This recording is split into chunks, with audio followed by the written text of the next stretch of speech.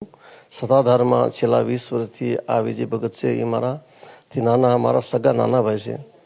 શરૂઆતના વર્ષોમાં તેમનું વર્તન સારું હતું, પણ છેલ્લા ઘણા વર્ષોથી સત્તાધાર ઉપર ગીતા વ્યાસ નામની કોઈ બજારો ફાલતુ ઓરતે કબજો લઈ લીધો છે અને વિજય ભગતને બ્લેકમેલ કરી કરોડો રૂપિયા ઉઠાવી લીધા છે. એ અનુસંધાને અમને સત્તાધારના સેવકો તરફથી વારંવાર ભલામણ કરી કે તમે કાંઈક કરો.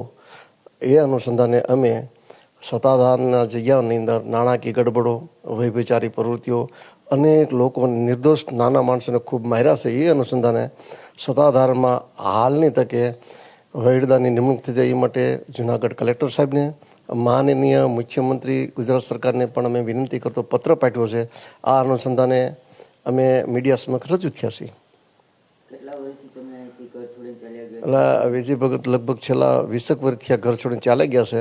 તેમ છતાં ત્યાગી હોવા છતાં એણે અમારી જમીનમાં પણ ભાગ માગ્યો છે, તો ત્યાગી કેમ કહી શકાય? ટૂંકમાં એ સંસારી છે. સત્તાધારની પરંપરા મુજબ તે જગ્યા ઉપર ફકડ, બ્રહ્મચારી કે વિરક્ત સાધુ હોય તે જ મહંત પદે રહી શકે છે, બાકી કોઈ રહી શકે નહીં, એવું અમે સ્પષ્ટ માનીએ છીએ. સાધુ સમાજ નારાજ છે. અમે કડિયા કુમાર જ્ઞાતિમાંથી આવી છીએ, અમારો સમાજ પણ નારાજ થયો છે. એના ગુંડાઓ મારફત અમારી માથે ફોન આવે છે, મારી નાખશું. એટલે એના ગુંડાઓ એટલે ગીતા વ્યાસ કે નીતિનભાઈને મારી નાખવા છે, તો એ સાથે લઈને અમારે ભાવનગર સુધી આવી ગયા, પણ અમારી સુધી પહોંચ્યા નહોતા. ખાસ કરીને મહુવા તાલુકાના દુધાળા ગામનો લાલજી છગનભાઈ મકવાણા નામનો સત્તાધારનો સેવક છે, વિજય ભગતનો સાગરીત, એટલે કે એ ટોળીનો ગુંડા ટોળીનો સભ્ય છે. એમણે પણ અમારા મિત્ર અને સત્તાધારના સેવક અનકભાઈ જાજડા મારફત પણ ધમકી આપેલી કે અમે નીતિનભાઈને મારી નાખશું. તેમ છતાં અમે ઉદાર દિલ રાખી કોઈ પોલીસ ફરિયાદ નથી કરી. સત્તાધારનું સૌથી મોટું ઇન્સિડન્સ હોય તો ગીતાબેન વ્યાસ અને વિજય ભગતે પ્રેમથી જગ્યા છોડી દેવી જોઈએ, નહીંતર આગળ કાયદાકીય કાર્યવાહી થશે. અને જો હું ખોટો હોઉં તો વિજય ભગત મારી અમે કોઈ પણ દુનિયાની કોર્ટમાં દાવો કરી શકે છે. એ આ મારી ચેલેન્જ છે. વિજય ભગત પોતાની જાતને મહાન સમજતો હોય.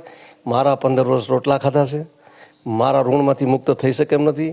એ ઉંદરડો હતો, અમે એને બિલાડો બનાવ્યો છે, પણ અમે એના બાપ હાવ જ છે. એ નોંધ લઈ લે મીડિયા મારફત.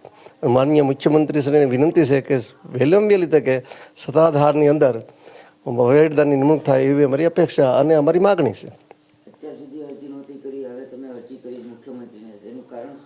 અત્યારે જ્યારે પાપની પરાકાષ્ઠા થઈ જાય ત્યારે એનું પુણ્યનું બેલેન્સ પૂરું થઈ જાય ત્યારે